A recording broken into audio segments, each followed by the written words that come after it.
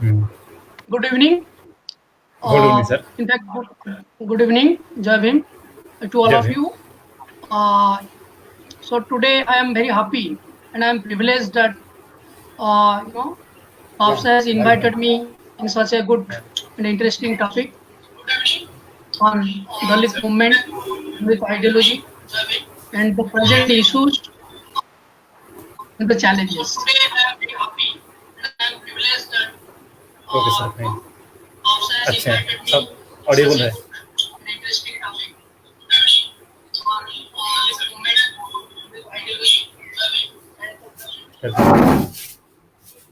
Start कर देते start start किया जाए sir Yes.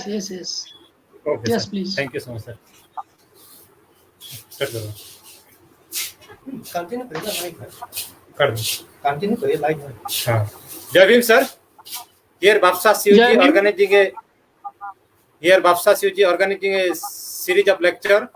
In this series today we have distinguished scholar. I am briefing about him, Dr. Surata Kumar Mallik, Assistant Professor in PG Department of Political Science, Vidyasagar University, West Bengal.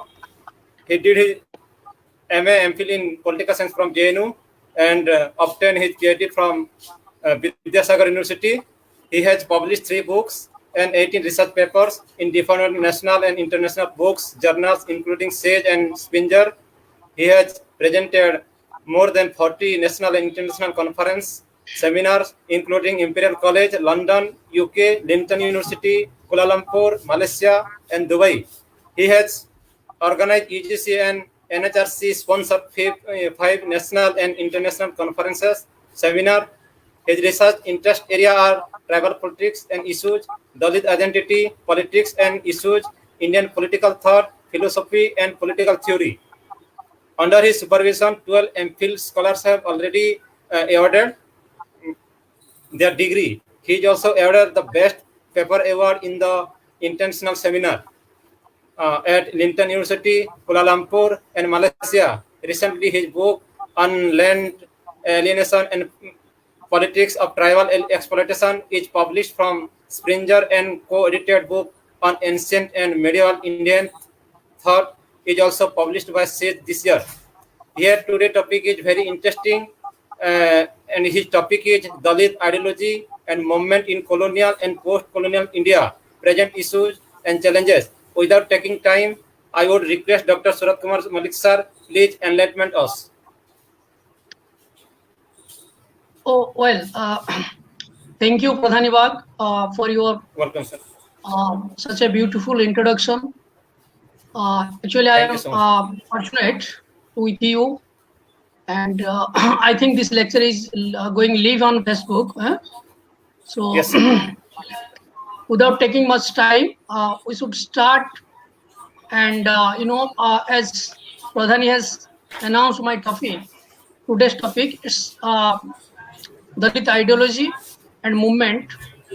I actually focus. I will going to focus on especially some important aspects of Dalit movement on colonial India, and to jump on post-colonial India. Then on the basis of that historical experience, we'll analyze what is the present crisis, what is the present situation, what are the present challenges before Dalit as such, as far as the organization is concerned, identity is concerned, culture is concerned, political movement is concerned, and what is the way forward, what is the way in front of the Dalits.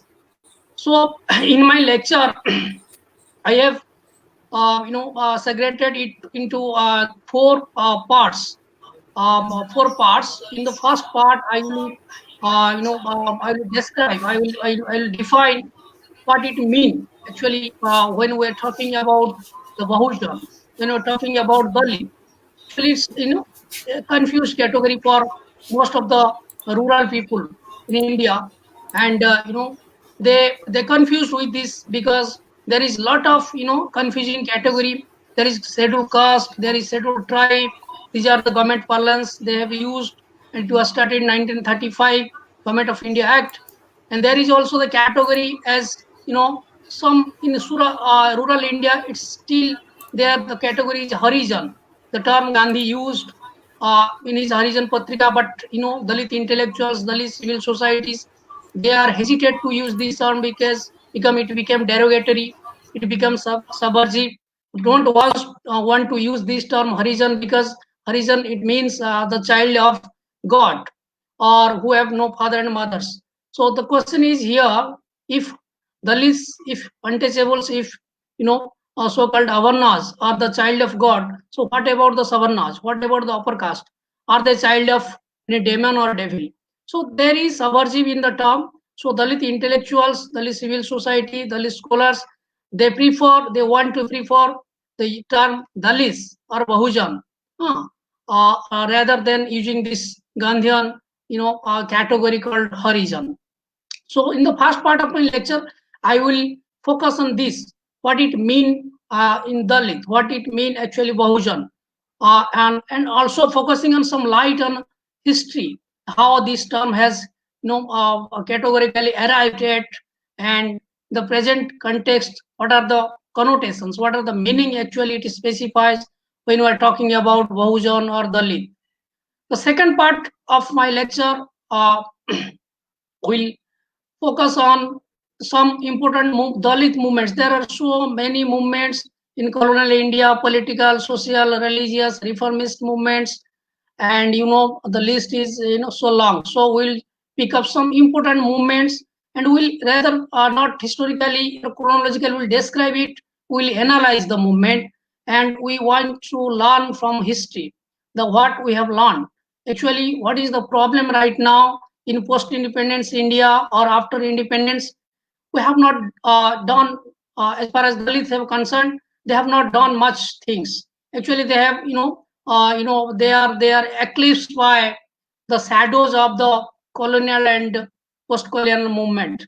In recent time, in the age of globalization, they have done nothing much, and they have not progressed much so far as their organization, their movement, and their cultural revival and identity politics is concerned.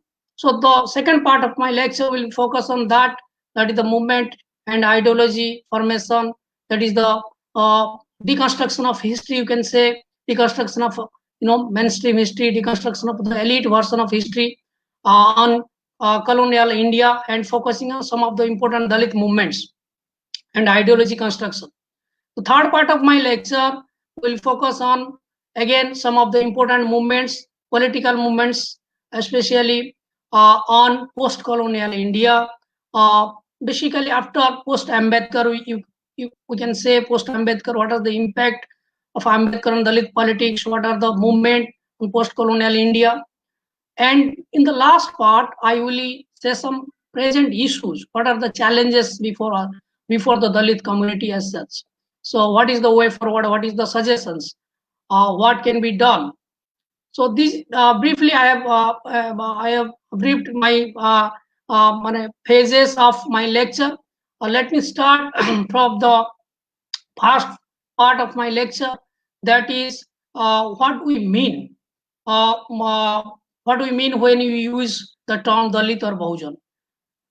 Going back to the history, I can say, inequality is a natural phenomenon to every society.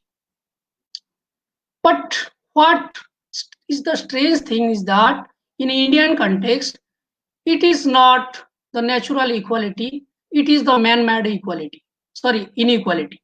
It is not the natural inequality that some are, rich, some are poor, some are fair, some are black, some are maybe more height, some are less, and some are physically fit, some are weak.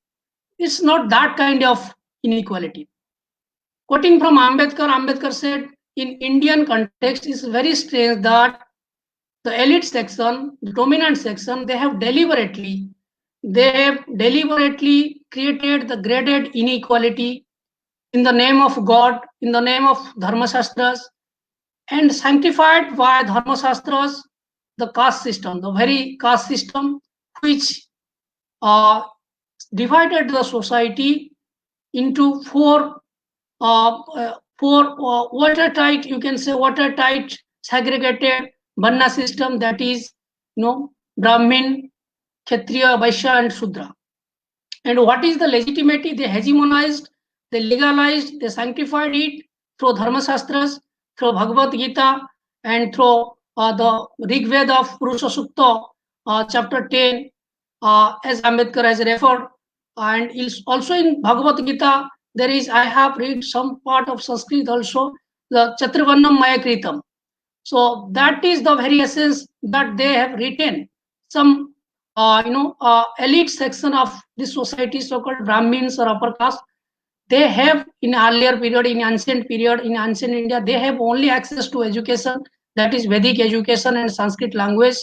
And other groups like Sudras and women's, they have no access to education. So they retain that Chaturvarna Maya Kritam. That means in the name of Lord Krishna, in the name of Bhagavad Gita, they said it is the God who created these four Varnas. Okay. And that is the root cause. Even today, if you go to rural India, if you go to, I have some experiences with these people, with these Dalit people, because I have some ontological experiences also. They believe in religion. They are very religious minded. They are very simple. Even the tribals, the Dalits, they are very simple. They are very innocent, and they believe in religion. They even die for religion. If there is a religious, communal violence, the Dalits are in front. Okay, it's not the Brahmins are in front when there is a religious violence or a communalism. It is the Dalit, because they are emotionally attached to this religion. And as Marx said, religion is acted as a opium. Okay, when there is addiction to religion and they are emotionally attached to God and religion, and this elite section of our societies, or so-called upper caste and Brahmins, or the dominant caste, they take this sensitive issue, the religious issues, and by this religion and the name of God, they tries to exploit these so-called aboriginal, these so-called indigenous people, these so-called today's Sudras, or these so-called the people of the Sindhu civilization or Indus Valley civilization. I will discuss later part of my lecture why they are, I am calling it them Sindhu civilization or the indigenous people. So they are actually the indigenous people, and most of we know, although there is debate regarding the Aryan race, even if Tilak and even if Jyotirao Phule, they have mentioned that they are not the natural residents of India, so-called Bharat. They have came from, they are Aryan race, and they came from through the Hindu Kush, mountain and all these things. You know the history, how they have invaded over these native people of India and make them slaves in the name of caste. So this is another history. So whatever this term, what is in the term? In ancient India, these so-called untouchables, they are the Avarnas. They were in the Panchamas. Because why Panchamas? They are not in the fourfold Varna system. They are Avarnas. They were not in the Varna system. They were Chandals. They were Chandals. They were Sudras. They are untouchables. They were also called, the people of Mlechas. They use the term Mlechas, or you can say some Shastras, some Puranas depict them as Asura, and these upper caste dominant people said themselves as Devata. So Dev. So there is Dev and Asur. So there is the story of Aryan race and Dravidian race, so-called the native people of India. So that need another debate. I'm not going to that debate. What I want to say is that these people, the resident, or the natural resident, or the inhabitants, you can say the inhabitants or indigenous people of this country, the so-called Bharat Varsha. So if you go with this Bharat term, some reference you can find that this is the Dushmant and Shakuntala's son Bharata. Actually, there is debate. Actually, this is not the case. There is a Bharata tribe. Okay, the Bharata tribe, as we all know, these all lands, even in the whole world, the land first belong to the tribals, the indigenous people. They are the first inhabitants. So there was a Bharata tribe in reference with Mahabharata and other things. So with that name, the land was Bharata. Okay. So again, I am saying that the Sindhu civilization, if you go to that Sindhu civilization, the early ancient civilization of India, which was perhaps destroyed by the Aryans and the later Aryans. So that civilization belonged to the, so-called, that you can say, the Dalits. The concept, the present concept is Dalits, or you can say the Sudras. And as far as Bahujan category is concerned, why I'm saying there is two category. One is Bahujan category and one is Dalit category, though there is no differences at all. But let me clarify these two categories. Okay. When we are using the category Dalit, it is ontologically, fulfilled. It has some epistemology. It has some cultural meaning, and the concept, inheritance, indignity, inheritance of karma, law, punarjanma, rebirth, karma theory, all are related to caste system. And if you analyze this caste system, then you will understand the meaning of Dalit, why they are Dalit. Dalit means they are broken men. As Ambedkar said, they are broken men. Ambedkar also used the term Bahiskrit Bharat. They are Bahiskrit, they are excluded, they are marginalized, they are separated, segregated from the mainstream as far as India's development, education, and economic condition is concerned. So he used the term Bahiskrit Bharat and broken men. And he also used the term in his Muk Nayak, that how these people have, segregated from the mainstream of society and how they became Sudras. In his book, Who Were the Sudras, you will find all these reference, how they became Sudras, what are their earlier status, how this land belonged to the Sudras, how there was a king called Bali. Even Jyotiba Phule, the Dalit Mahatma Jyotiba Phule, he has the term Balistan for India. Why Balistan? Because this land was belonged to Bali. Even in Maharashtra, there is some references to Balistan. That Balistan is, a casteless, classless society where all were happy. So this Balistan, even in the history of Maratha, that the Marathas were earlier the, warrior caste. They belong to a warrior caste or Kshatriya caste, and in the time during the Aryan invasion, I don't know, there is actually lot of debates whether there was a war between Aryan or Dravidian, or how these caste system have solidated. But anyhow, they practice these different karma theories according to caste system, and slowly they became Sudras. And in Purusha Sutta, there was actually three Varnas: Brahmin, Kshatriya, and Vaishya. The fourth one, Sudra, become later one. Actually, this Sudra refers to the today's OBCs. Today's OBCs are Sudras, as if you go with the literature of Jyotiba Phule and others. And who are the Dalits? Actually, Dalits, if you indicate to particular group that is untouchable, they are the Ati Sudras. So therefore, the Jyotiba Phule, in all his writings and through Satyasodhak Samaj and other things, he has said about the unit and the uniteness of these Sudras and Adi Sudras, because without their unite, there will be no revolution in India. And whenever the Sudras and Ati Sudras will unite, what is the Sudras and Ati Sudras? These OBC, SC, ST, and OBC, and all these, they will be united. Then there will be true revolution in Indian sense. So these are the category. So Dalit is a category because they are marginalized. The Dalit has its own ontology of experiences. That is the scheduled caste. That is the karma theory. That is the touch and untouched. That is the theory of proof and that is profane and sacred. So all these are there, and untouchability is also there. Okay, the social stigma is there. So Dalit term is culturally more more sophisticated than the term Bahujan. So Bahujan, so of course some scholars like Gopal Guru and others, they are my own teachers from JNU, they have argued that this is actually a political category, a recent origin category or recent category. It is the political category. When you are using the term Bahujan, it means the 85% people. Okay, who are the Bahujans? That if you go with a reference with Kansiram, he said these Bahujan people, actually these Bahujan people also, the category was used by when Phule was talking about the unity of Sudras and Ati Sudras, he also used this Bahujan. Later Kansiram has developed this Bahujan category, and there is a party called Bahujan Samaj Party in UP, all you know. So what is this Bahujan? This is the Bahujan, this these people are 85%. So who are the 85% people?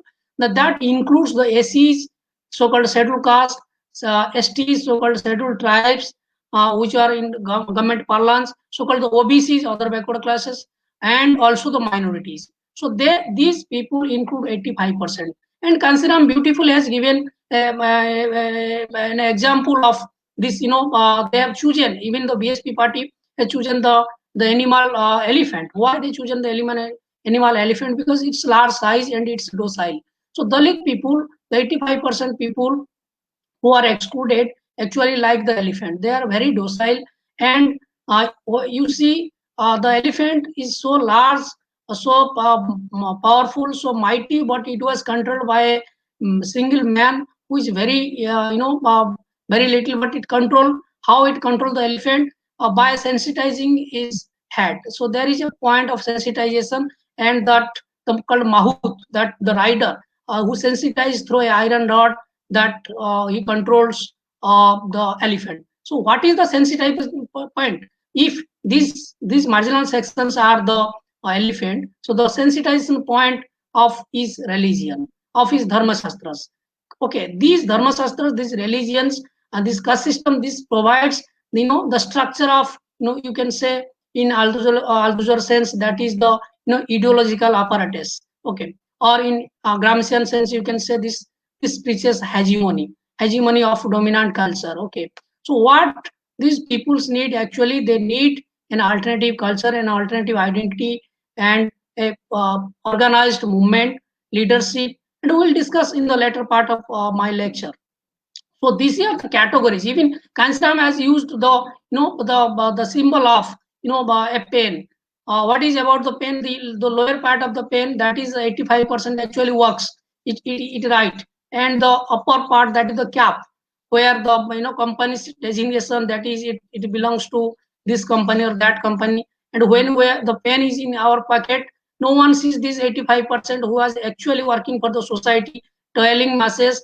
They are the agricultural people, they are the rural mass, they build these roads, the construction works and tiling works, and they clean the environment. No one knows them. Actually, these 15% people who are dominant, who are elite, who are affluent, and these people are always seen like the pen when it was in a packet. So this is the Bahujan category. So we use the Bahujan category for political mobilization of these so-called Dalits. And Dalit is not limited to this called so-called scheduled caste. Actually, if you will go the concept of Dalit, it is an inclusive term. The very definition of the Panthers movement, which was started in 1970s in Maharashtra, following the Black Panthers of USA, you go with their manifesto, go with their definition. Actually, what is Dalit mean? Dalit mean, it is not a caste, it is not a particular religious people, it's not a sect. Dalit includes, everyone who is marginalized. Who are they? These peoples are the SCs. It includes the SCs, the STs, the OBCs, even the minorities and women also, who are marginalized by socially, economically, religiously, or any other means, who are marginalized, who are segregated from the Indian society. So it includes that. So there is the concept is very large, and it's all inclusive. So whenever we using the term Bahujan Dalit, we should be very careful what it mean actually. Okay. So there is a lot of criticism against these terms, that actually these people are segregated in different castes, subcaste, sects in the name of religion. Where did this empty concept Bahujan and Dalit exist? That is the main challenge before these Dalit movements in the today's world, to unite these suppressed groups, to unite these marginal communities under one umbrella, under one organization, under one identity. हाँ, जो हिंदी में जो बोला जाता है, हिंदू हो या मुसलमान, पिछड़ा पिछड़ा एक समान और एक समान, तो जो भी है, तो whatever the religion may be, whatever the caste may be, whatever the subcaste may be, it was deliberately created by some poor people to divide the marginal sections, so that they cannot muster courage to go for a revolution. And these techniques, these tactics were used to with the revolutionary movements of this Dalit mass. And also there is contradiction. Somehow there is one way, there is the leftist movement and there is the Dalit movement, and the leftist and socialist always that interpret in terms of economic interpretation. And Ambedkar also was somehow very reluctant about using this economic category in case of India, because he was very sure that in Indian case it is an wonderful case of caste system. Even if you change your economic status, even if you became a IAS, even if you became a president, so the term Dalit, Achut, the term Avanna, or the term untouchable or Harijan is with you. So this is the social stigma. Mere changing of economic status as per Marx will change the if you change the base, then all superstructure will change automatically. It does not follow in context of Indian society. A poor Brahmin in Indian society get respect, where is an intellectual from a Dalit community is stigmatized with this Dalit community or this Dalit status. My teacher, Professor Gopalpur, always said that this category, which does the category Bahujan, does the category economic change can capture this humiliation, this indignity, this self-respect, so low self-respect. So these are the category which are very can't be captured by these called so-called your affirmative action or so-called your economic distribution or redistributive justice. So it needs more. Okay, treating a human being as equal, as Kant has referred to that human being is the emperor of his own kingdom. Never one human being can be used for other service. Okay, so but in our case of India, there is very contradictions. The contradiction still exists today. There is very gap between rich and poor. There is very gap between the elite, between the Bhadralokas, and between the marginal sections. And there is the contradiction, the debate between signing India and suffering Bharat. Why I'm saying signing India? Because these few people, very few people who are talking about India is signing, that GDP is development, all these things. They are the people, they think that how can they use their money, in which hotel they can spend this money, and there is signing suffering Bharat, that is the rural Bharat, or these SC, ST and OBC people, or these women also I can take women. And even if Dalit women, they are double jeopardized, because they are women in one sense, they are suppressed by this male dominancy, by this patriarchy, and again as a Dalit woman there is stigmatized. Okay, so there is double danger, there is double jeopardized for Dalit women. So these people are the suffering Bharat. They are thinking in the next day, what will our baby will eat. So that baby will suffering for fever, there is no medicine. Even in the present situation, this COVID period and pandemic period, I have given a talk on this impact of COVID on human rights violation, and the impact of COVID on the marginalized sections of India. This COVID situation has not impacted all equally, though it has no differences, no discriminations in case of infection, but it impacted differently. It impacted differently. So that is different thing. I have just finished this first part as far as category is concerned, and you all know I have referred to the Manusmriti, this Shastras, this Purusha Sukta, where these are origins. Even in Manusmriti, there is there is saying that the Sudras and the women in very bad treatment in Manusmriti, which was burned by Ambedkar and his friend in 1927 at Mahal Satyagraha. So let me come to my second part of my lecture. That is, the movement such. I'm going to discuss this, movement, especially the important movements in colonial India. Why we'll discuss this movement? Because we will analyze this movement, how they have, there is a lot of lessons we can take from history, and the person, the organization, and the community has never developed who does not take any lessons from history. So we are going to discuss some of the movements in colonial India, and what are these movements? Why these movements? They have tried, these Dalit movements have tried actually to deconstruct the history. What is about the deconstruction?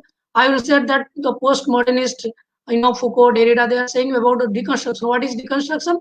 The deconstruction is about, you have to deconstruct the history, the elite history, and you have to reconstruct your own history, because history is not innocent. history is always distorted. No, there is elite history. There is not subaltern history. There is no Dalit history. There is no tribal history. Even if Dalits and tribals have sacrificed their life for these national movements, for these freedom fighters, there is very rare mark about their contribution. Even I can say that 20 years before, we very few have heard about the name of Baba Sahib Ambedkar. It was very rare in the textbook, inside textbook and Indian history. Very rare reference, only one sentence that he has drafted the constitution. And other contribution towards the society, towards the Dalit, towards the women, towards our economy, and towards the social justice, towards the constitution, towards democratic setup, always forget with this one sentence maintaining in Indian history that he has just drafted the constitution. So why today we are seeing the portrait of Ambedkar in everywhere, in legislative assemblies, in parliament, in every police station and in everywhere, because of Dalit movement, Dalit consciousness. Okay, तो एक बात होता है ना, जो मैं बोलता हूँ कि हिंदी में थोड़ा बोलता हूँ, because there is some students from Hindi part and other things, that अगर बच्चा नहीं रोता है तो माँ भी दूध नहीं पिलाता है. तो इसका मतलब ये होता है, when there is no baby is not crying, the mother think there is no demand. Okay, so you have to demand, you have to fight. अगर अपना माँ, खुद की माँ अपने बच्चे को दूध नहीं देता है, अगर वो नहीं रोता है, तो हम लोग कैसे फिर, how can these Dalit people expect freedom, expect dignity, accept self-respect, expect political freedom, economic freedom from these so-called dominant sections or upper caste without any struggle, without any movement, without any organized way of thinking. So there are some people, there are some noble persons in colonial India who have earlier make their consciousness about this, and they have provided some sort of consciousness to the mass. They have organized the mass, and they have united the so-called Dalit mass, the marginalized communities against these the so-called dominant or upper caste segregation of society, to fight for their justice, to fight for their rights, to fight for their liberation, and to fight for their empowerment. So among these, first I can say there are so many. If you go for ancient India, the first confrontation with this, if you go with this analysis of epistemology or philosophy, the first confrontation come with this Hindu spiritual tradition, or you can say Hindu Brahminical god tradition, that is came challenge from the so-called Charvak Lokath philosophy, that is proto-materialist, and it was referenced in so-called in the books of Kancha Ila. He in the topic Dalitism versus Brahminism, he has just referred to that this proto-materialist philosophy, that is the Charvak and Lokath tradition, that is the Lokath philosophy, it has challenged. It was purely based on materialistic philosophy, and there is nothing called with the God and all this other world. So that is the first challenge we find from history. The second challenge towards this dominant, this upper caste or Brahminic history, we get from the other people from so-called ancient or medieval India. You can go with this the Buddhist Buddha Dharma, the Gautam Buddha, and with Mahavir Jain. So these are the Jain Dharma and Buddha Dharma, which actually challenged, definitely and deliberately challenged these so-called upper caste, so-called other world believers, so-called the Hinduism, Brahminical. Hinduism is so broad term. I can say there is Sanatana Hindu, there is other Hindus are there. In the term Hindu is so different. There is debate, but I can say particularly that is called the Vedic Hinduism, or that is called the Brahminical Hinduism. So there is the challenge from direct challenge from Mahavir Jain and Gautam Buddha, Bhagwan Buddha. You can say Lord Buddha. So they have made this society equal. It was challenged to the caste system, even to the gods, worshipping of God, even to the mediatory of these Brahmin priests, in the name of God. And Buddha Dharma provided concept of liberty, equality, freedom, the very modern concept, and it was an egalitarian religion, as far as very simple, with the principle of non-violence, and even non-violence towards not the man, towards to the human, not only the human, towards also the animals and creatures of the world.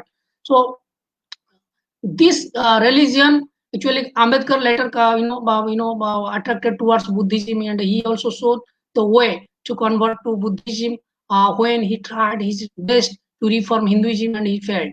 And he said there is a way to to conversion Buddhism, because Buddhism can provide an alternative religion or an alternative spiritual solace to the to the mass. Okay, so why I'm saying why he converted to Buddhism rather than becoming an atheist? Because if you go to the rural mass, even to the Dalit mass, to the tribal mass, they are very religious. They believe in God. Okay, so people need some sort of religion, some sort of faith, some sort of customs, and that is called the culture. They need a culture, and otherwise there is a vacuum. There is no Dalit culture. There is no marginal culture. There is no subaltern culture. They are becoming the follower of this mainstream culture or the dominant culture. Okay, so there is cultural hegemony. Okay, and this culture, according to as far as Gramscian concept is concerned, these are acting as hegemony, and in terms of Althusser, it is working as the ideological apparatus which takes the consent without force. Okay, so this is the system. Smoothly these upper caste, these dominant sections are ruling over so India, and that is the culture. So you need to create an alternative culture first. Okay, because when you are creating an alternative culture, you are creating an alternative identity, you are creating an alternative history, and you are creating an alternative alternative tradition, alternative epistemology, and it is based on your ontological experiences. So that will be the alternative. So can people will follow that?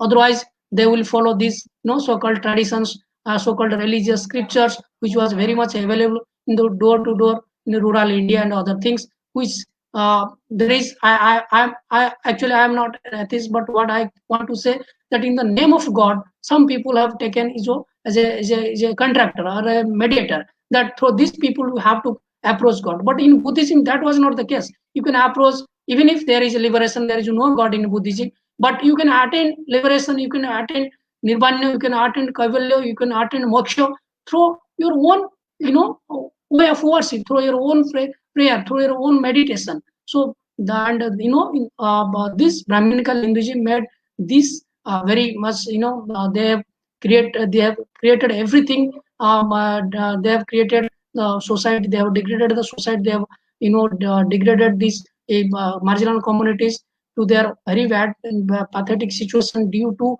in the name of religion, shastras, and God. So this kind of consciousness first came, as I said, with this proto-materialist philosophy of Charvak and Lokayak, then with Buddhism, of course, in Jainism, and the cultural shock that is the Brahminism get from this Buddhism and Jainism. Okay. So later there were some other Dalit leaders who have like Raidas, they like Guru Ghasidas, and like Tukaram. In also the if you go the second phase of this cultural shock by within the Hindu fold, that is the Bhakti movement. Bhakti movement, what was the difference between Bhakti movement and Buddhism? Buddhism was some sort of other kind of, it was a direct challenge to Brahminism or so-called Hinduism. But in Bhakti movement, that was not the case. Bhakti movement is actually it's a reformist movement, it's a revivalist movement, and even Ambedkar has some sort way criticize this Bhakti movement, that the Bhakti people, Bhakti saints, they have not gone against the caste system. They have just want to reform this. Okay, they have opened their number of disciples to these so-called Avarnas, so-called Achyutas, so-called Panchama, so-called untouchables. Okay, even in case of Kabir, even in case of Ramananda, even in case of there are so many Tukaram and others. So Chaitanya is in Odisha, and other I will highlight some of the Bhakti movement, Bhakti saints, that they have challenged. They have challenged this, that if there is any religion, that can be, if there is any God, that is universal Father, or that is the concept of God is there. That God can be attained through pure bhakti, pure devotion. There is no ritual. There is no need of any ritual. There is no need of any Brahmin priest, or there you can't go with the temples or with all these mantras and tantras. So this simple way of bhakti, and therefore so many people from Dalit caste, from tribals, and from other people they have followed this, bhakti sects or bhakti movements. And there were two kinds of bhakti. There is also nirguna and saguna bhaktis are there. I'm not going to that debate. So what I'm saying that bhakti movement has somehow challenged as a reformist movement within the Hindu fold, not outside the Hindu fold. It has challenged the caste system. It has challenged these dominance sections of Indian society as far as Hinduism, similar to that Brahminism or Vedic Hinduism is concerned. So there was also in my state Odisha, there is during this medieval period there was Panchasakhas in Odia literature. There are so many literature in Marathi literature, in other South India is very vibrant and active as far as Dalit literature and movement is concerned. But other parts also have some sort of contribution. I am here highlighting some of the literature of this from Odisha. There is Panchasakhas. There is they called their Panchasakhas of Jagannath, Lord Jagannath, and I will highlight that Lord Jagannath is not actually the in Puri is not a Brahmin god or a Hindu or Aryan god.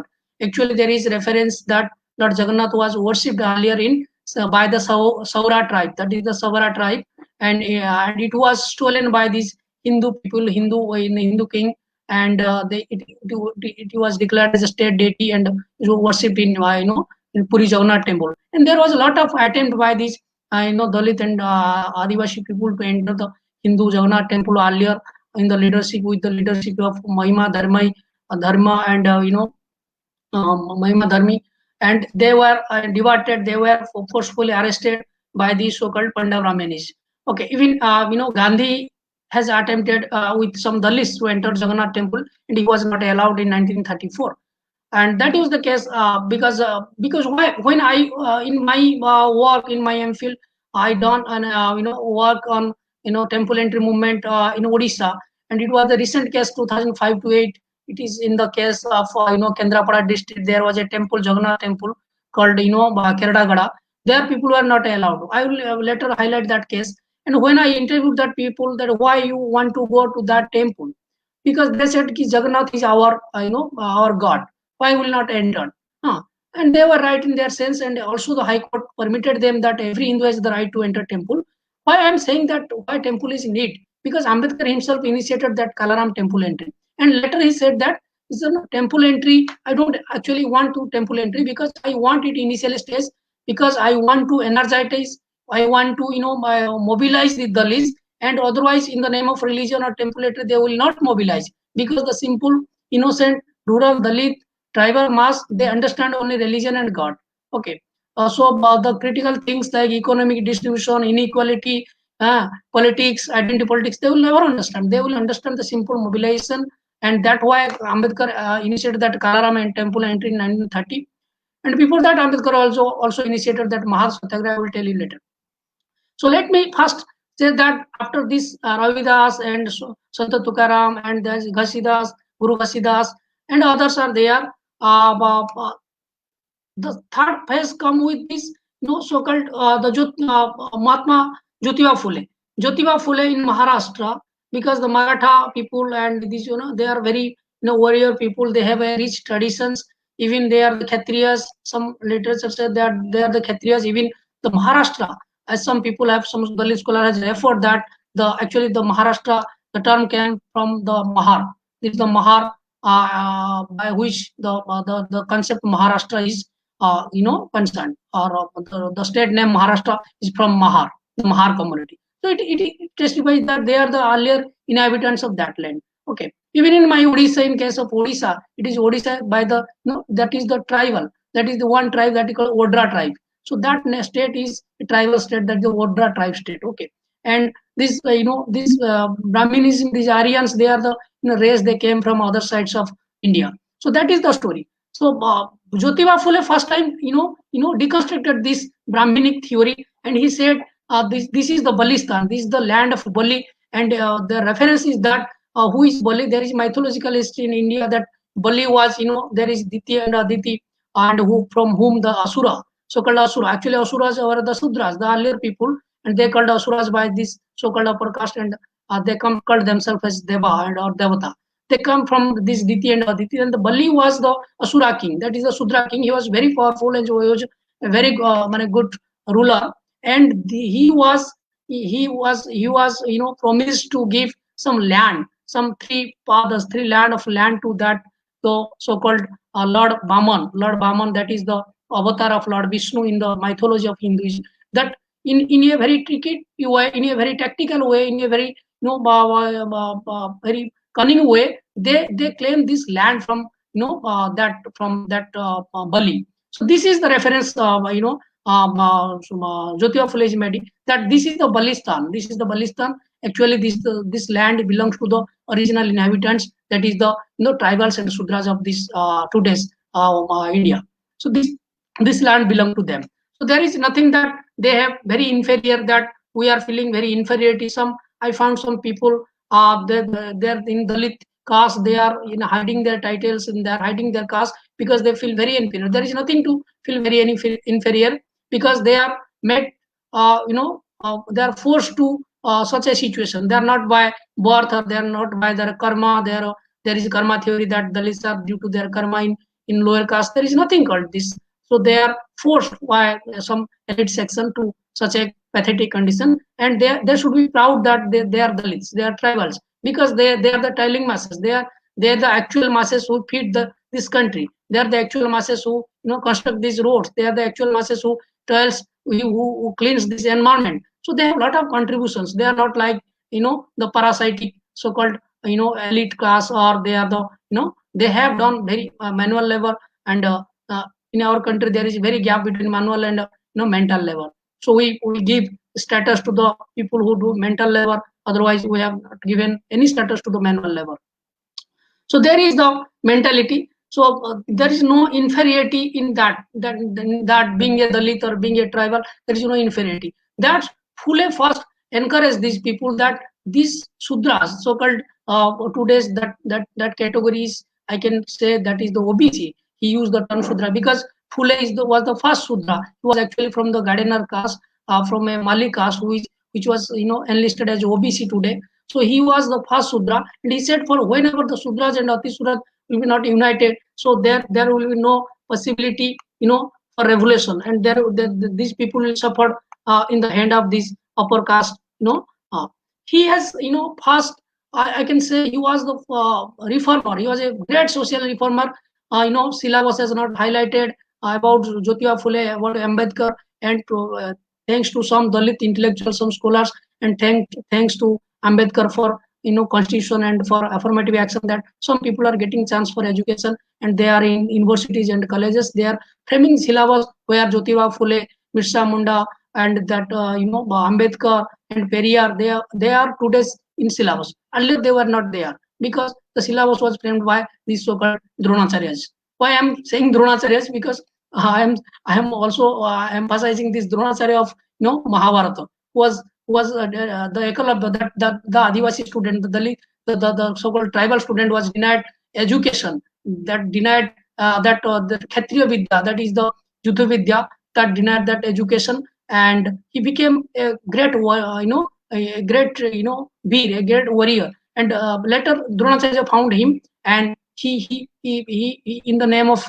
Guru, he want sacrifice his thumb. And it is a very cunning way, because in his mind that Arjuna will be the hero, and they always want that people from this Dalit caste, people from this tribal caste, from the they don't want to become hero. They suppress them, they oppress them, and anyhow and today in this after the 70 years of India's independence, you can find there is ample evidence that how these Dalit and Adivasi peoples and these OBC peoples, or some kind, you can say these marginal sections, they are getting numbers in examinations. Finally, in Viva there is so less numbers, because they are not smart, they are not handsome, and they are not affluent, and there is I can't say, there is some sort of evidence that there is some Dronacharya there. Okay, so that is why these suicide cases of the least tribals are happening today after 70 years of India's independence. So that's why Jyotirao Phule first said we have to get education. So he established schools. First school, in that time no one can think about education. He established school for these girls. He established school for these orphans. Even he established school for these Hindu women, the widows, because there was there was no widow remarriage. That the widows, the women, the feminists should take this name of Jyotiba Phule, but they are not aware about the thing. I think the feminists, when they are arguing, they are not taking this Jyotiba Phule's name. He is the first person talk about education. He is the first person talk about women education. Even he established schools for this the widows, so-called for the upper caste widows who are abandoned from the society, and who after their death of their husband, and there was the systems like child marriage. There was there was the society against widow remarriage, and he fight for this widow remarriage. He established schools. Even no one went to teach his school. He trained her own wife, Savitribai Phule, and to teach in these orphanage, these schools, these girls schools, these school for the Sudras and Ati Sudras, the school for the widows.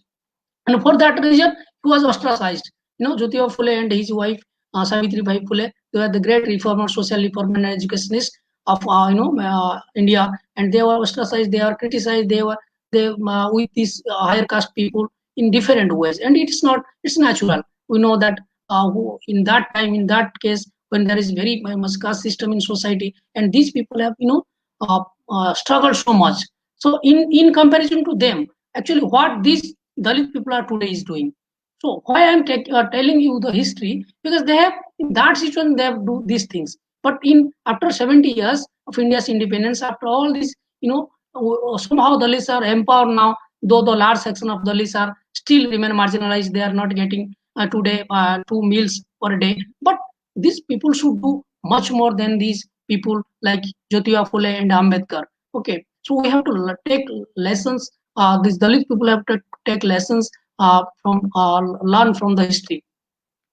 So after Jyotiba Phule, he has done a lot of things as far as Satyasodhak Samaj is concerned. Satyasodhak Samaj he established for truth seeker society. That he was against this, this Brahminism, this ritualism, and Satyasodhak arranged, simple kind of marriages. Even Jyotiba Phule has done a lot of things for the agriculturalists, and even for the agriculturalists, the laborers, so-called. There is a, when we are talking about subaltern and all these things, no one is taking Jyotiba Phule's name. He has done a lot of things for this agriculture, and he approached the government, though somehow criticized that Jyotiba Phule and other Dalit leaders who are pro-British and anti-national. But I am not agree with this kind of argument, because if you define what is nation, nation belongs to its people. Nation is not belongs to so-called this Brahminic Sanskrit, so-called Akumari Himachal, or from Kanyakumari to Himachal, or from the Sanskrit circle like Gangesha, Jamunesha, Godavari, Saraswati, Narmade, Sidhu, Kaveri, Jalasmani, Shiva.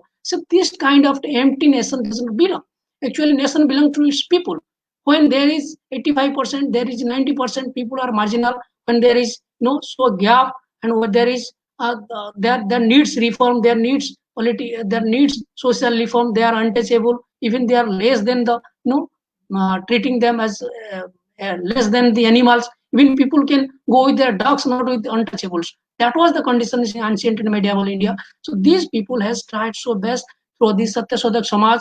And in his book Slavery, that is called Gulamgiri, which was published in 1873, he included a manifesto declaring that he can dine with everyone irrespective of their caste, creed, country, and origin. And that is the egalitarian principles. That is the broad idea Jyotiba Phule has at that time. Okay, and his book Slavery was severely criticized. It was severely criticized for its venomous propaganda against the so-called upper caste and Brahmins. But Jyotiba Phule was not stopped there. He done a lot of things for as far as and Dalit and women is concerned, particularly women is concerned, and he was called the some very less people know that he is called the Dalit Mahatma. Then I should come to other persons like because I have 1 hour, so I will highlight about Periyar Ramaswamy. Periyar Ramaswamy was in earlier period E.V. Ramaswamy Periyar, or you can say E.V. Ramaswamy Periyar Nayakar, but he denounced his caste, that caste surname Nayakar, because he was against the caste system. Periyar Ramaswamy was earlier, he is called the Voltaire of South India due to his radical thinking and egalitarian principle. And he was a great social reformer, a rationalist, a prolific writer, and also an effective speaker. Earlier, he followed this Congress and as was an ardent follower of Gandhi. But later, he found that this Congress is working on the instruction of some of the leading Brahmins, and even if so-called Mahatma Gandhi is very silent about the caste system and about the inhuman treatment of these, some of the members within the Congress. So he experienced this particular incident in Gurukulam, where the students, from upper caste, they were treated very well, and the students from these marginal non-Brahmin sections, they were treated very badly. And finally, he separated himself from Congress, and his magazine, that is that was earlier dedicated to Congress, and even that magazine, the front page was with the photo of Kudi Arasu, that was the photo of Gandhi. Later in 1925, he changed everything, and with finding this intention of so-called Congress. So I'm not saying that Congress has done nothing for the Dalits. Somehow Congress has done something for the Dalits, but it was not sufficient. If you go with this, Ambedkar's original writing, that is what Congress, that the book what Congress and Gandhi has done for the have done for the untouchables, you will find there was Tilak font, there was Suraj font, but it was very less, and they have done there was leave sympathy only, and it was not sufficient for the Dalits. And itself Gandhi's Mahatma Gandhi's approach was very silent. Even if Ambedkar asks the question why so-called Mahatma has not go for any strike, any hunger strike, or you can say any fasting in his lifetime against the caste, because Gandhi said no, Varna system is fine.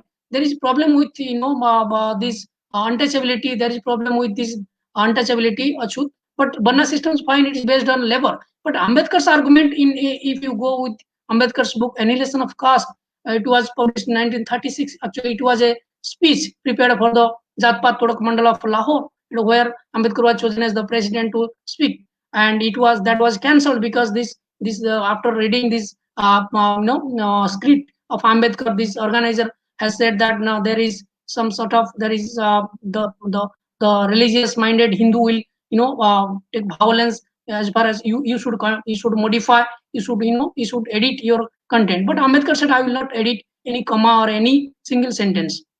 And that conference was cancelled, and Ambedkar published it in 1936 later. Okay, so when in that Annihilation of Caste, he said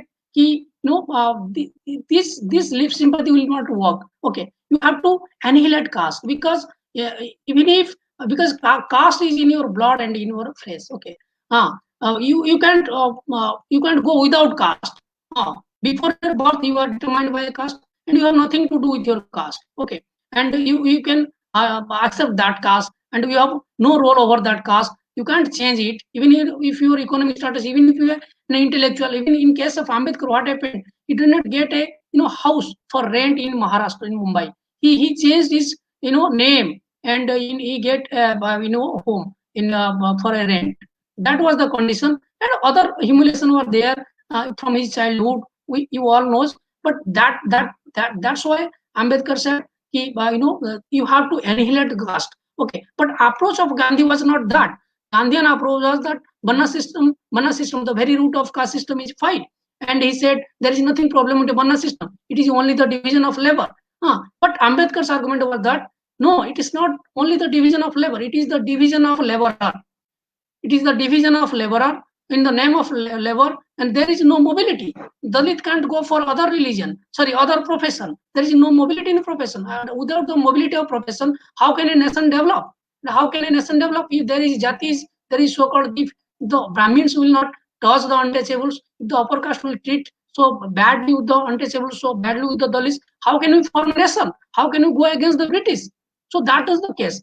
For that reason, some people said that they were anti-national, they were pro-British, they supported. Yes, they have supported some, cause of the British. Even Periyar, even Phule, even Ambedkar, they support some act of British, but not totally with the British. Even you go with this Ambedkar's 1932 speech in the round table, you will find he was a true national. He said that that does not mean we are fighting with the Brahmins, they are our immediate enemy, or they, but that does not mean that British should rule. The British should leave this country as soon as possible. Okay, so they have faced some of the acts, some of the social reform acts, some of the development acts. At least British has not accepted the Manusmritis.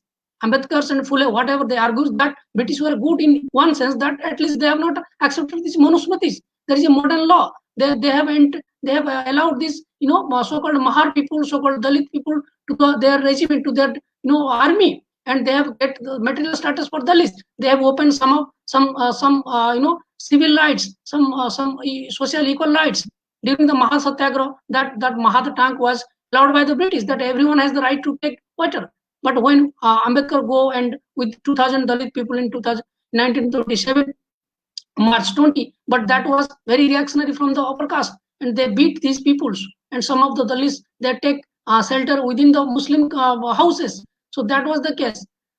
Again, in case of Kalaram temple and other cases, when Ambedkar asked Mahatma that these are the conditions, so what was the reply of Gandhi? That you have to wait. Okay, this is 1,000 years of tradition. You have to wait. It will take time, and you have to wait till the heart of the upper caste. So Ambedkar said it's enough.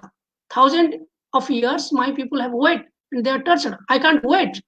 I can't beg. I can't go with your sympathy. It's my right. It's my right. So that's why he evolved, he mobilized these people that this is your right. Assert your right. Educate, agitate, and organize. First you have to educate, then agitate, and then you become organized. After all, he said that even if I will come to the later part, when India became independent, he was the father of the Indian Constitution. You can say not the father. You say where is the word father? He was the chairman of the drafting committee, but the role he performed is like a father. Okay, if Gandhi became the father of the nation, why not Ambedkar is the father of the Indian Constitution? So that is my argument. But he was not happy with the independence movement. You go and watch these movies, Tisra Azadi. You go and watch Babasaheb Ambedkar. You'll find here saying that no, I'm not happy with this movement, this independence, because simply the power has been transferred from the white skin to the brown skin. So when my people will get this power, when the power will transfer to the black skin, so that's my that's my actually concern. So this is the way he always said that these people should be united, these people should be educated, and education, Phule, Ambedkar, everyone has realized education is the first weapon. Education is the first weapon towards liberation.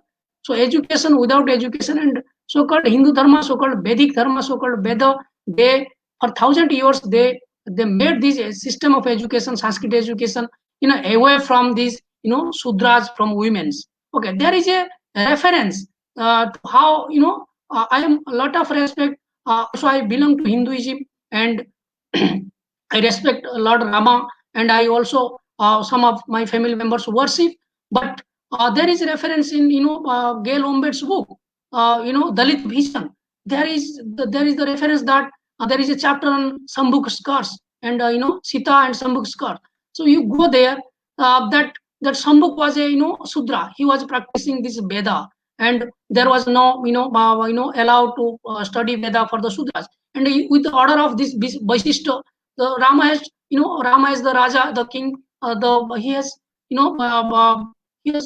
treat badly with Sambhuk, and somehow reference that he killed Sambhuk. I don't know. Actually, there is book. There is, you go and read it. There is Gail Ombedd's Dalit Bhishan.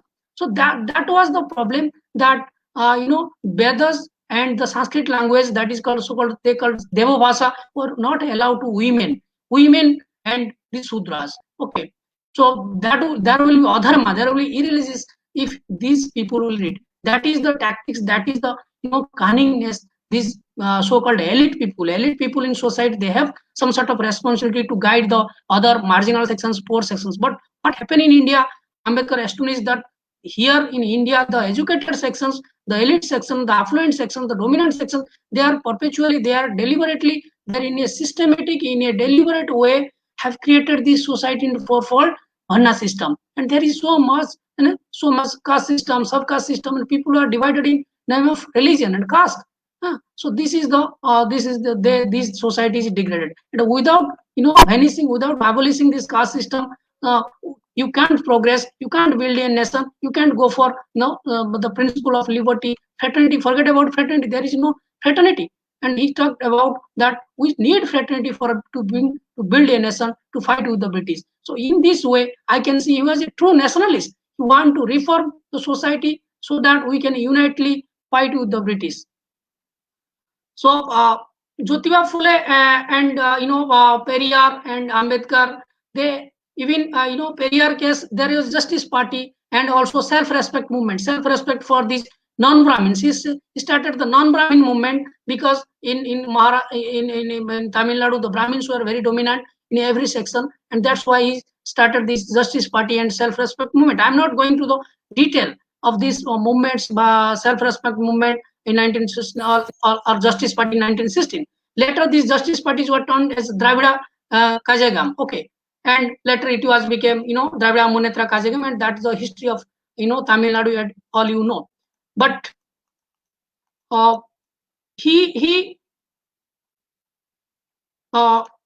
Periyar was a very rationalized person. He was against this caste system. He was against these rituals. He was against, we can say he was against God. He was, some said he was atheist. No, I can't say he was atheist. He believed in, even Phule and Periyar, they believe in the fatherhood of God, the fatherhood of God and brotherhood of man. That is the simple way. Service to mankind is service to God, fatherhood of God and brotherhood of man. So there is no religion, no ritual, no going through the Brahmins who are earning so much crore of money, by sitting in the temples doing nothing with these mantras, and no one understand that mantra what are they are saying. So actually these are the these leaders. They mobilize the people. They make the people conscious at that time. So there is other movements. I'm going shortly. There is my students. Some of my students are participating. So for their reference, I can say there is the Satnam movement is the very earlier movement started in 1820. That the Satnam movement, and it was started by the Guru Ghasidas. Guru Ghasidas started the Satnam movement. This is the the earlier Dalit movement. It was started in so-called Madhya Pradesh, Chhattisgarh. So what was this movement was? Now he said about Guru Ghasidas, the teachings and philosophy remained similar to some sort of Sikhism. Okay, the Satnam, what it means? It is actually means the truth and equality. Wherever Jyotiba Phule said the Satya Sodhak Samaj, so here Satnami movement stand for Guru Ghasidas' philosophy was for truth and equality. So he created a symbol of truth called Jati Kham. Okay, the white painted logwood. So that means we are seeking the truth. What is truth? Truth is distorted. So we have to find out that truth, and when we find out truth, then we will go for preaching equality. Okay, so Satnam is always steadfast behind truth. There was the white flag that indicates the peace of society, and the main objective of the movement was only to provide dignity, equality, rights, you can say self-respect, and even in the modern sense, there was not the term social justice. You can say social justice to the downtrodden, especially the marginal sections and the lower caste of Chamars. The sector belongs. Guru Ghasidas was mobilized the people. That is the Chamars, the earlier these untouchable people from the so-called today's scheduled caste people. So this is the Satnami movement, and there is also another. I'm very quick referencing all these movements because I have to cover this history as my lecture is on colonial and post-colonial movement. There is Nam Sutra movement, and it was a great movement, great movement in that time. You can believe more than lakhs of people from West Bengal. Today they are most of these Nam Sutras are belonging to Bangladesh. But I can say you that these Nam Sutras, these these sandals, these Nam Sutras from West Bengal, when Ambedkar was elected to Constituent Assembly, these people actually he was nominated from West Bengal, from Kolkata, and not from Maharashtra. And these Namsudras and Chandals, even if some minorities have greater role to elected or to nominated him to the Constituent Assembly. And these Namsudras, they revolted against this upper caste and for their bad treatment, and they said they started a kind of non-cooperation movement that we will never serve these upper caste people, will never toil their, will not work for their cultivation, will not go for their leather work, or will not serve when there is a dead cow in their home. And they started a kind of civil disobedience, or not civil disobedience, non-cooperation kind of movement with the upper caste, that as soon as these people will treat us equal or treat us with dignity, we can't go for it. They go for a strike almost with 11,91,000 people, and these Namsudra Chandals in 5 districts, for not for a 1 month, 2 months, for 6 months. Okay, so and there also these British come with some in later period they were come with some laws which treated this, there was laws that these people should be treated equally, and the British has facilitated later that for education status of these Chandals. In Fatehpur district there was an epicenter, there was a they started the schools, and they also provided education to these Namsudra Chandals. So it was a greater movement for 6 months with 11 lakh more than people with 5 districts. So these are the references. These people at that time have organized a large, gathering, large, movement. But today, what happened to India after 70 years, Dalits are not organized. Okay, perhaps they have not learned any lesson from the history. Then there is other movements like Adi Hindu movement, from Uttar Pradesh, led by Bhagya Reddy Verma from Andhra Pradesh and other things. There is Adi Hindu movement. What is Adi Hindu? Why they called Hindu? Because we are today people, Dalit people are against Hinduism, because they said we are Adi Hindus. If there is any Sanatan Dharma, there is any Sanatana Hindu that belong to the Sindhu, that belong to the Sindhu civilization, that these people, actually these Dalit and these tribal people, they are the Adi, they are the original inhabitants of this Hindu, so-called Sindhu, Sindhu later pronounced as Hindu, as Savarkar has mentioned in his Hindutva, so-called the sacred book of for these RS and other things, that he defend even a different meaning, that this is the Hindu, it comes from the Sindhu. So these are the people from Sindhu civilization, later partitioned into Pakistan and other things. But I'm saying that they use the term the Adi Hindu because they are the Adi people, and they said we will gain that status, and we are the Adi Hindu. They organized Adi Hindu conferences, between 1912 to 1924. Adi Hindu, Jyotimati Sabha by Bhagya Reddy, and there are so much social service leagues, Adi Hindu social service leagues. So they want to create a Adi Hindu identity. Okay, Adi Hindu identity, that means the so-called today's Dalits, that is the Chamars, that is the Mahars, all part of the India. There is Adi movement in different parts of India, in Andhra Pradesh, in Uttar Pradesh. There is Adhar movement in Punjab, which was referred by and written extensively by Professor Runki Ram. The Adhar movement in Punjab by then there is Adi Dravida movement. Adi Dravida movement, the Dravida culture is very much rich, and these Dravida people are told that this is the Dravida culture, which is very much different from this Hindu culture. And they have their Dravida cultures. They have their own way of culture, own of style, life, living, philosophy. So this Adi Dravida movement was started in in Tamil Nadu, in other places. There is other movement started in Adi Karnataka, Adi Andhra, and also in different parts of India, and also in the Adi Hindu movement in Uttar Pradesh. So I'm just rounding up this, issues. Sorry, these movements, Adi Dravida, Adi Hindu movement, because these movements have done a lot of things to arouse consciousness, to arouse consciousness among these, so-called suppressed, repressed, or mentally disturbed, mentally by inferior, who have become mentally inferior due to caste system, by the torture, by the exploitation of caste. This movement has raised a sense of consciousness, have raised a sense of cultural you can say proudness, that you belong to a culture, you belong to a land, you are the Adi people, you are the Mul Bashinda, you are the indigenous people. So you are not Dalit, you are not Achut, you are not untouchable. So these people have made them untouchable through their cunning writings, through they are creating this artificial caste system and other things. So the very purpose of this movement was that to regain to regain the status of these so-called Adi peoples. Okay, even Adi Dharma movement, what it was led by Manguram. Manguram, for the depressed class leader, he was a great depressed class leader. The term depressed class was not there, but he was the leader of this. Adharm occurred in Jalandhar in 1925 in Punjab and Jalandhar. So they want, what is the Adharm movement?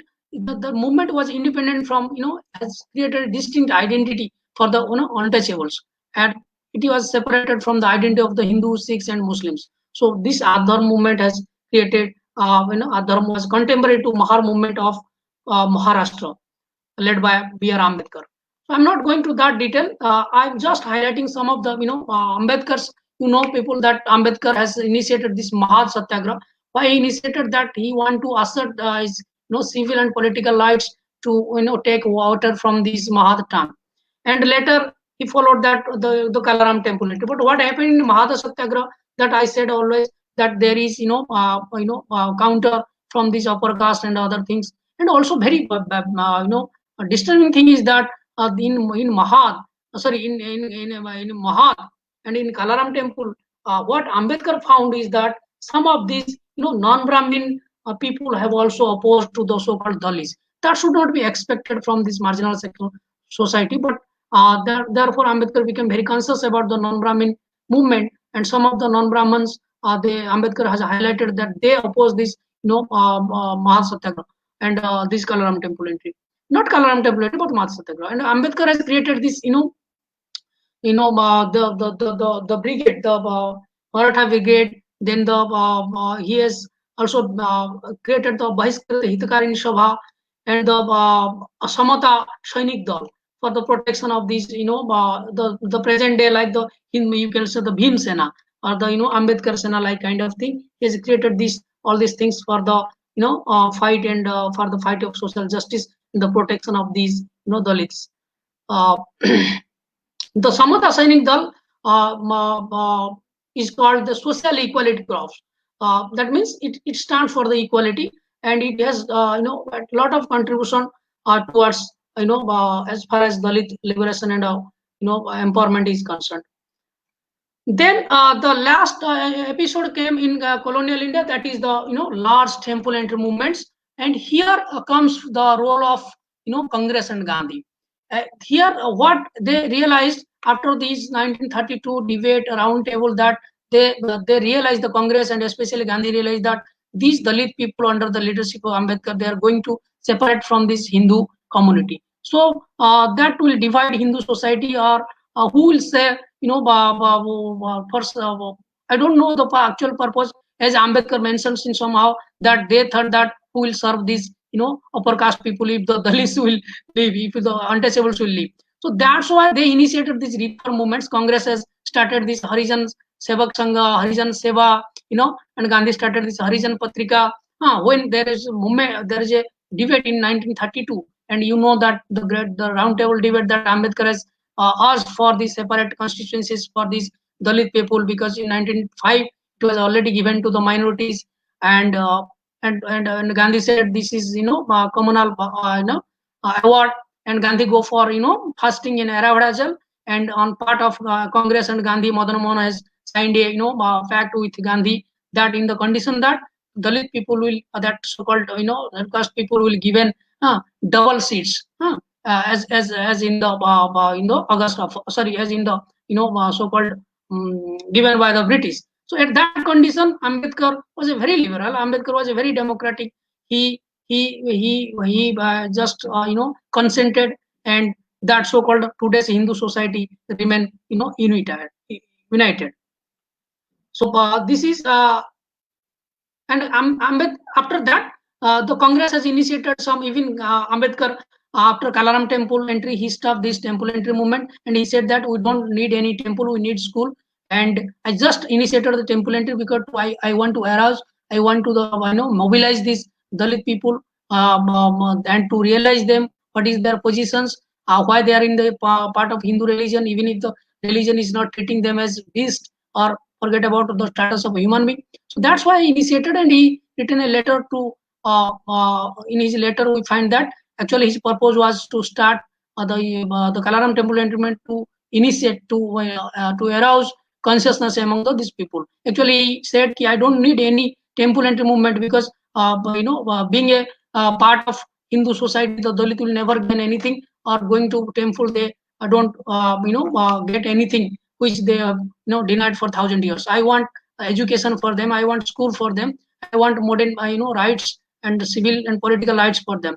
So that's why he stopped the temple entry movement. But the Congress and Gandhi, with different leaders, they have started all these Minaki temples and all these Travancore and Gorubar temples, and there is temple entry movement, and it's still going on. It's still going on. The temple entry movement is still going on. Recently, I has published a book on Odisha, that is the temple entry movement in Odisha, and there I have said you earlier that the Kendrapada district, it is in 2005 and 6, there was a village named Keradagada, and there Dalit people were not allowed to enter the Jagannath temple.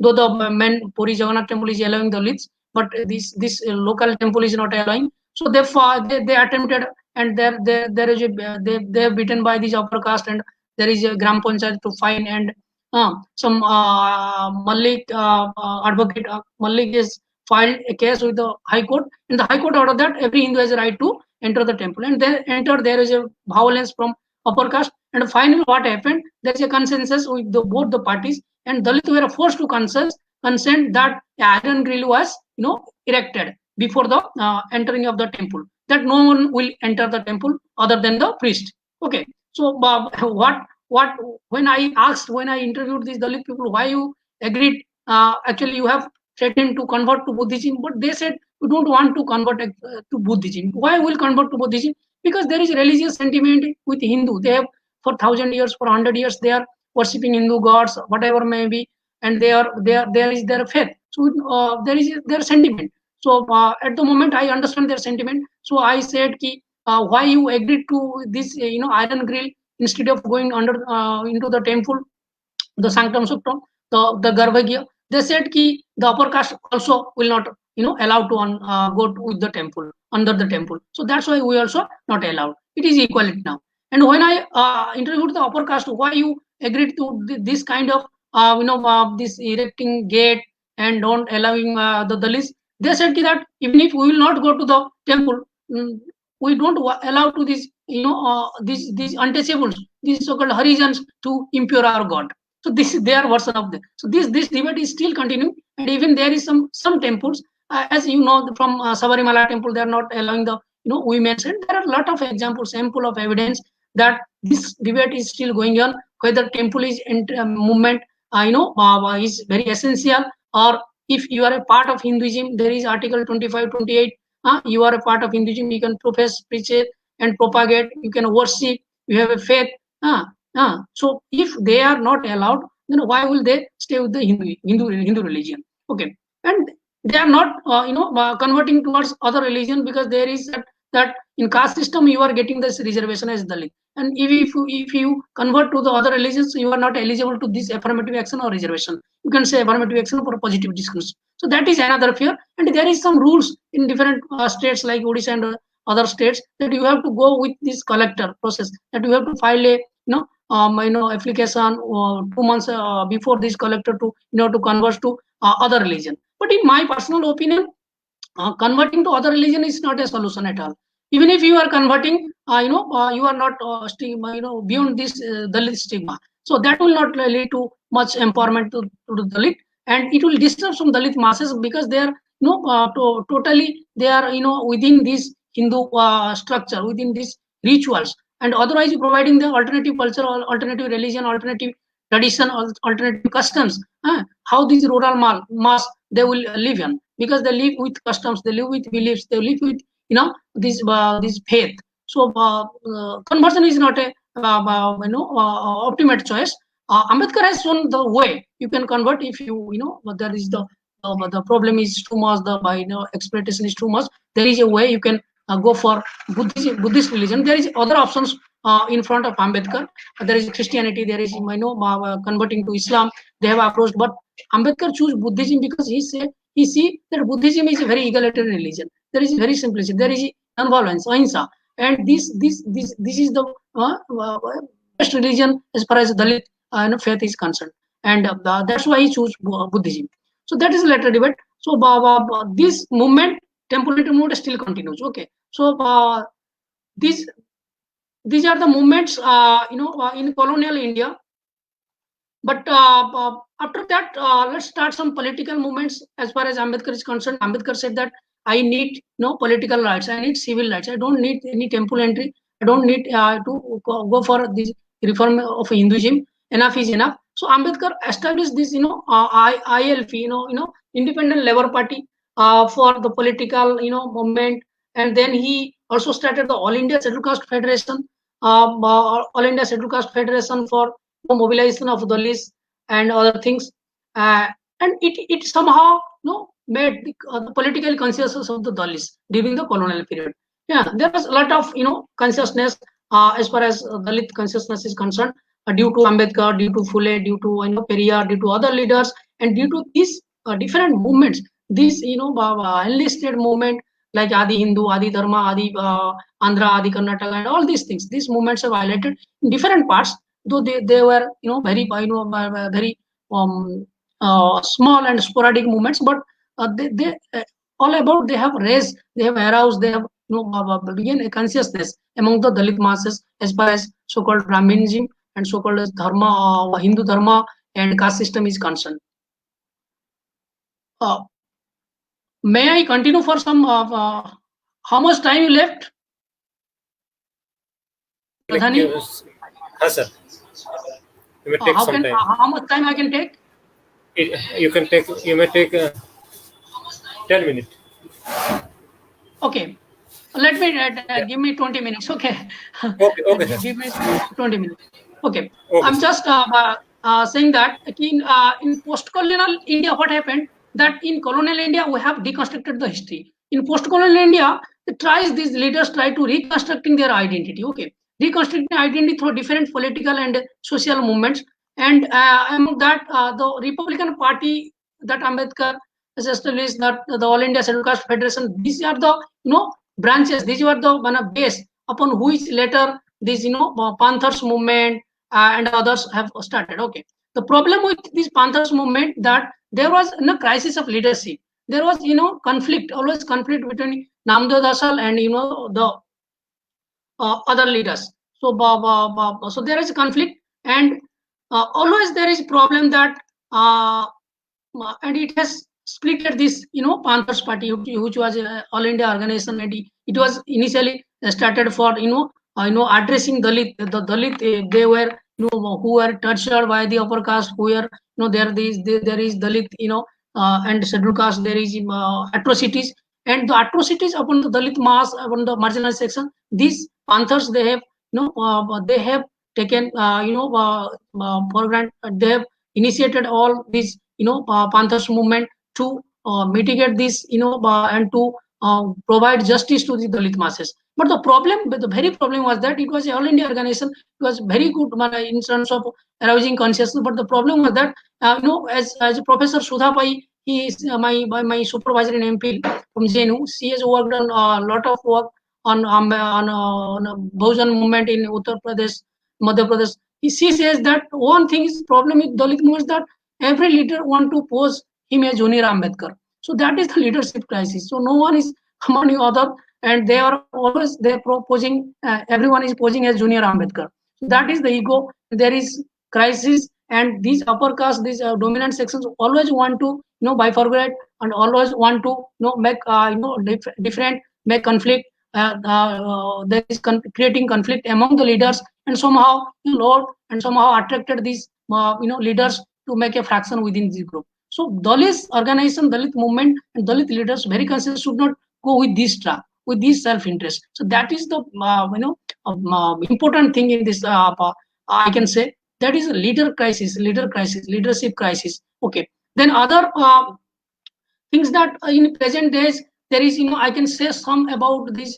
Kansiram has created this BAMSEV, and later it became for the Bahujan Samaj Party and led by Sushri Mayawati and other things. But what problem with Bahujan initially, it was go with the social engineering or other things, establishing the Adarsha, Ambedkar Adarsha village and for Dalit interest. But later it has submerged, it has submitted itself to the so-called its all-weather enemy, that is the Bharatiya Janata Party, or you can say this upper caste, for its own political gain in the name of Bahujan to Sarvajan. The Sarvajan agenda, actually this is create very problematic to the Dalit, and you observe the status of Bahujan Samaj Party today with this Sarvajana. Sarvajan, what is Sarvajana agenda? I can say Sarvajana means taking all, including the Brahmins, including the upper caste, into that party. That this party is for Sarvajana. Okay, so Dalit feel, where is we? So we are not, this is not the party of us exclusively. Okay, and this upper caste will never support you, though they came to this BSP to fraction, to create fraction within the party. So there is also recently there is Bhim Sena, the Akhil Bharatiya Bhim Sena. Then there is Bhim Army by Chandrasekhar Azad and others. So again, I just read the statement of Mayawati that she's saying that this Chandrasekhar, sorry, not taking any name, this somehow this right-wing politics or right-wing leaders, they are creating this group to make fractions among these Dalit mass.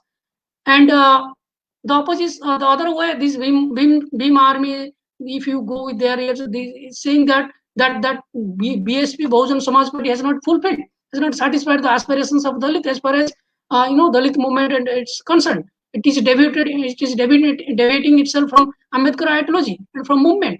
Okay, for its own political gain. So that is the that is the blame game within the Dalit, and that leads to many fraction of these Dalit communities. So as far as you are divided, you can't you can't go for a war. I think there is a problem to identify the enemy first. If you have organized a movement, then you have to unite it with all your force, with all your communities, with all your small sporadic movement organizations. They have to come with a particular, under a particular or all India Dalit organization. That is the need, that is the crying need of the hour, because Dalits are, even you are talking about this, we are talking about Bahujan, that 85% SC, ST, OBC and minorities, but they are segregated, they are separated in their own ideology, in their sect. We need to unite them. The Dalit people should need to unite them, forgetting about their religion, forgetting about their faith. Whatever people in Hinduism, let him in Hinduism. But whenever there is Dalit consciousness, whenever there is political movement, whenever there is a problem for affirmative action, problem for reservation, or problem for any other political gain, or there is torture, or there is atrocities, so these people should come, the organization should come, and there should be a solid organization and solid leadership. And all these Dalit organizations, small sporadic Dalit organization, student movements, student organization, they should come forward with an umbrella organization. So that is the need of the hour. And at the period of globalization, especially, I can say caste is operating in a new form, in a very soft form. You need to understand the character of caste. It is not the globalized as vanish this caste system and we are entering everywhere. That is not the case. Actually, globalization means it's a privatization. Privatization means all these private sectors who are owned by these affluent sections or the upper caste or the dominant caste. So they are not going to help these Dalit peoples, and in fact, you are not getting a job because they are providing job in private sector to their kith and kins. So making more privatization is vulnerable to these Dalit communities, to the Bahujan communities. So as far as government organization is concerned, you can get affirmative action thanks to Ambedkar and others constitutional makers they have given. And there is some problems with the people that they are calling that Dalits are getting affirmative action. Some day before, I was asked a question by some respondent when I was presenting my paper in impact of COVID on Dalits. He said, why these people, some Dalit people are getting this reservations. I said ki this is not reservation, this is affirmative action, and you can say this is positive discrimination. We are discriminating for a positive, and equality is not equality because we are unequal. So treat equal equally, treat unequal equally. So even if there is very few cases of Dalit, they are in upper strata. His question was that, but that should not be the case. This, see about the marginal sections. Okay, if I have 5 rupees, you have 10 rupees, and another person have 20 rupees. If the state will treat equally and give them each of them 100 rupees, then I will be 120, you will be 150, and another will be 125. So this is not the case. This is the notional equality. This is the procedural equality. So we have to go for substantive equality. We have to treat equally, unequal equally. So that is the affirmative action is meant for. Okay. And what about this? No one raises this economy category. 10% economy. There is already 50% for reservation for these general seats, because these actually what happened, though the SCs and STs are somehow allowed to enter this merit seat, but that is not the case. When there is written result, there is viva, deliberately they were given very less number that they should come under their category. They can't fight with this 50% category. So that indirectly these 50% plus these 10%, 60% were reserved for these upper caste 15% people. So you need to understand, and you have to raise these issues. And unfortunately, our Dalit leaders, the representatives, the MLAs, MPs, I can certainly say that I have heard some of the leaders. They have elected from the regional constituencies, but they are arguing against this reservation. They don't understand what is reservation. They said that no, my child is not getting any fellowship, but he is himself elected from reserve constituencies. So this is the sad, and it was not astonishing. It's not we are very much wonderful these things, because even in Ambedkar situation, some Dalit people, I mean, they have opposed this Ambedkar, when Ambedkar was in from Maharashtra, they have opposed with the Congress ticket and other things. And even when there is case for the schedule, 5th schedule and 6th schedule, Ambedkar has voted that.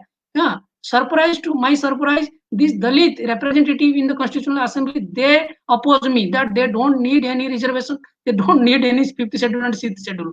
So this is the irony. So this is the sorriness from our own leaders, and we need to these Dalit people need to be very careful as far as this present concern. We should learn from the history, and we should rectify those mistakes. Otherwise, the Dalit movement will.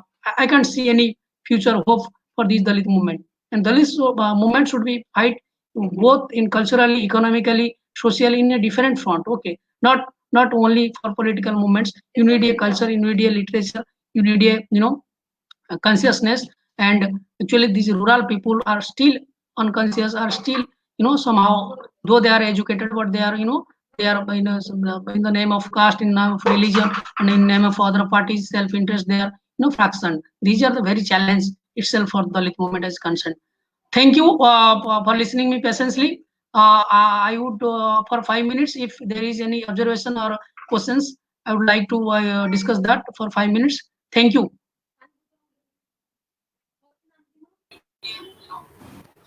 Thank you very much, sir. On behalf of Bapsa Sivji,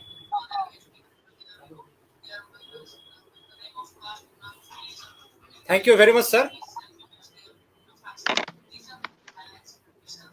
Yes, I am. On behalf of Bapsa Sivji, we are very grateful to you. After listening insightful lecture, I think people will get the knowledge. And we have also some questions, sir. Yes, please. First question, during colonial period,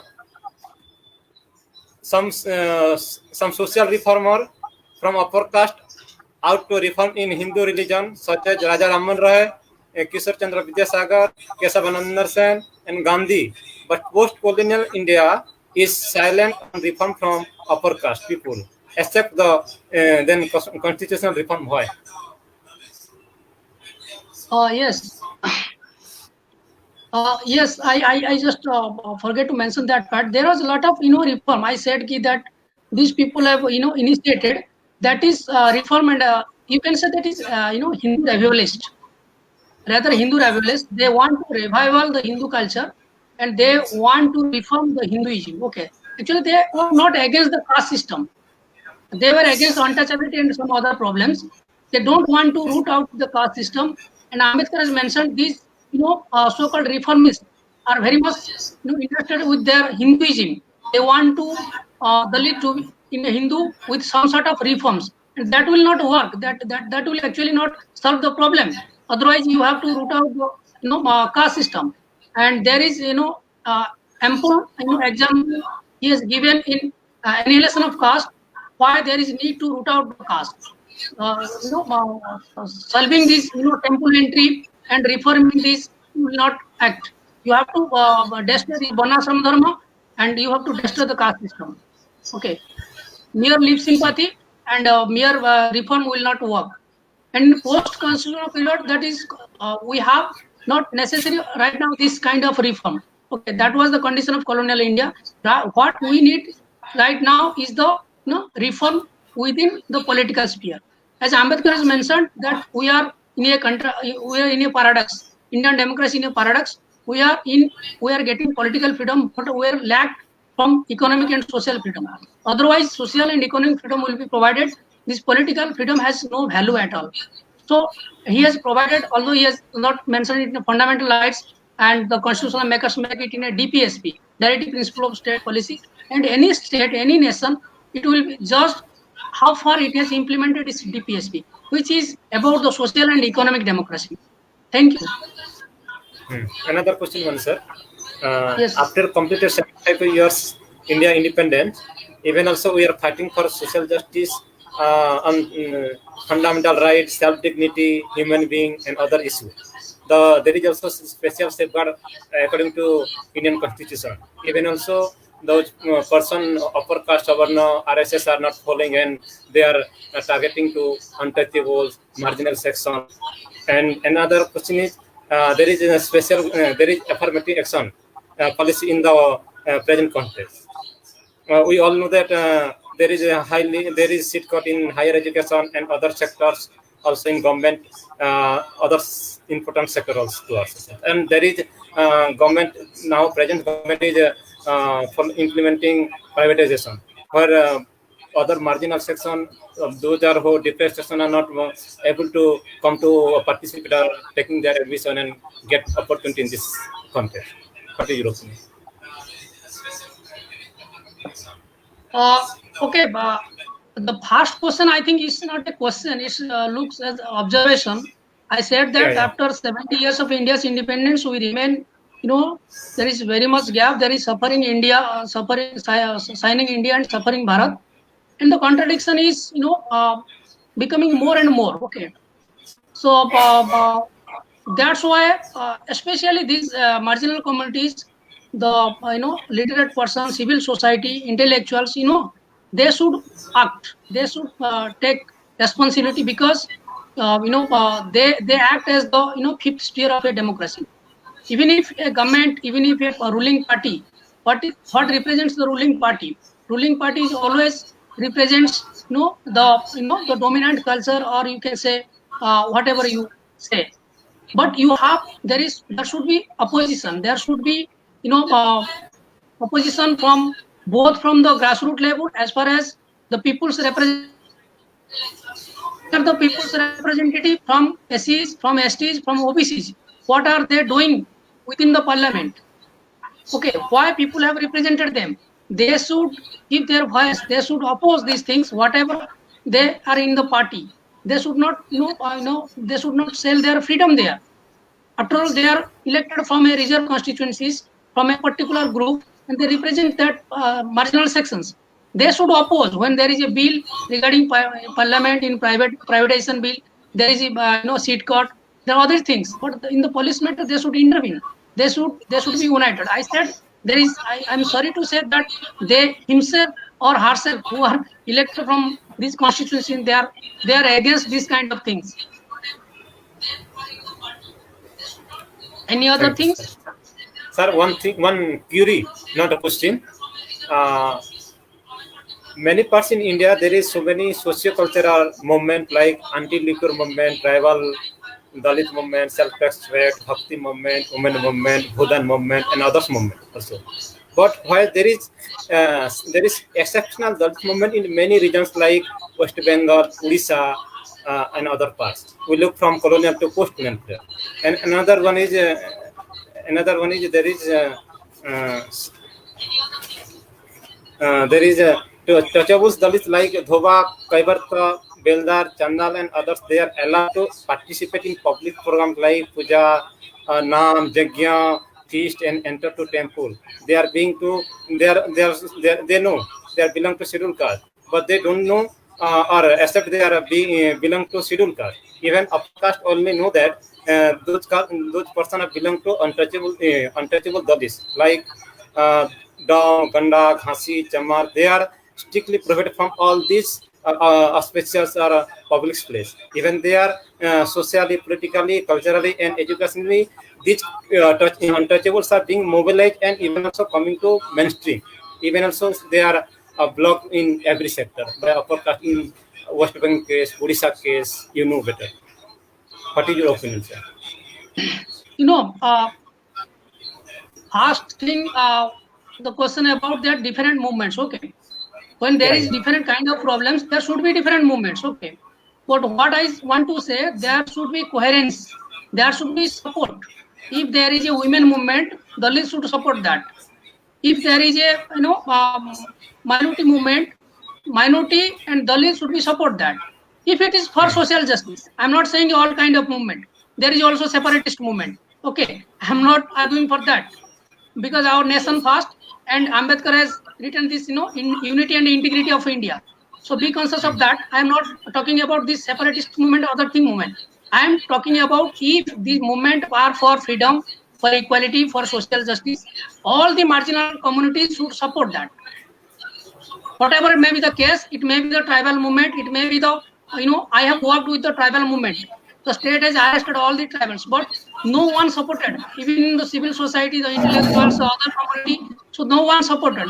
Dalits is not supporting tribals. Tribal is not supporting Dalits. So if there is problem, these people should need, and whatever may the case, if it is for social justice, if it is for against exploitation, if it is for freedom, it is for equality. Every marginal people, even if he may be illiterate or literate, whatever may be, the civil society, the intellectual, even if he belongs to different parties, he should come forward to support it. Otherwise, that movement will be weakened. Okay. Otherwise, that movement will be weakened.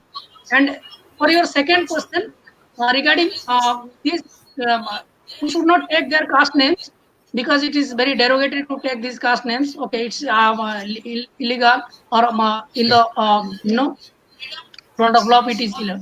We can take that we are using this category marginal communities or Bahujan people or the Dalit people. There is they are participating in public sphere as far as religion is concerned. Okay, they are going for temple, they are participating in melas and other things. But if our constitution 25 to 28 it provides right to religion, we can't restrict them. Okay, as a Dalit, as a other things, you can't restrict them. Don't go for that Hindu religion, don't go for that minority religion. They have their freedom to go, but you can mobilize them, you can consult them that this is your right, this is the exploitation you are facing, so go and fight with this. Okay, so whatever may be the caste status, may be the religion status, don't mix up these two things. The problem is that we Dalit expect that everyone should be converted to Buddhism, but that is not the case. Some of my friends are working with this Buddhism, and they said, Buddhism is fine. But I said, you should understand the people. All people of Dalit or all people of marginal, they will not convert to Buddhism.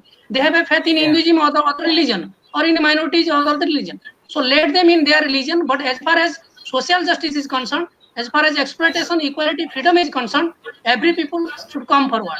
Every people should come forward without beyond their caste and religion. Finish? Okay, sir. Thank you so much, sir. Okay. Once again, thank you so much, sir, for delivering your marvelous lecture, sir. Thank you. Okay. Okay.